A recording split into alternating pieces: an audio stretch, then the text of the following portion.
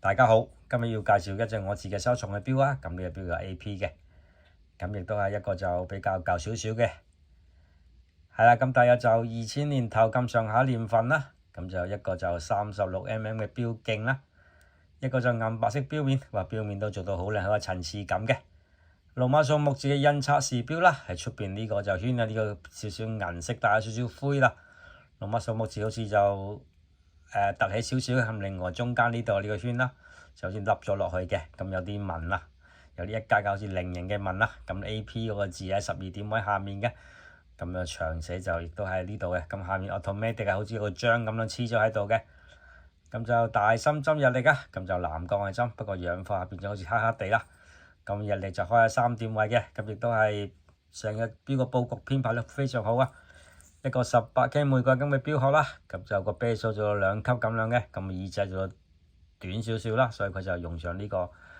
支需要有彎位嘅，咁就呢個當然冇鎖把啦，個 AP 嘥咗嘅框啦。咁啊，物體設計啊，呢隻錶我都上網都查唔到咩型號啊，因為其實都好少見，好少有啊，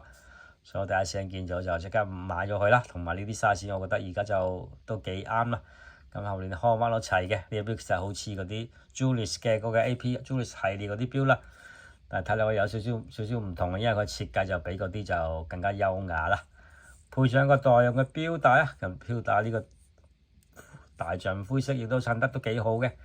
咁另外一個就 AP 嘅呢個針扣啦，當然啦 18K 見啲康碼全部都齊嘅。係啦，咁就36mm 其實都係恰到好處啊，完全係非常之啱我哋東方人嘅手腕啦。咁啊，上手俾大家睇啦，嗱，非常之靚嘅。咁其實呢啲錶其實大家見到，我覺得都要買啊，因為呢啲錶其實價錢都低迷嘅，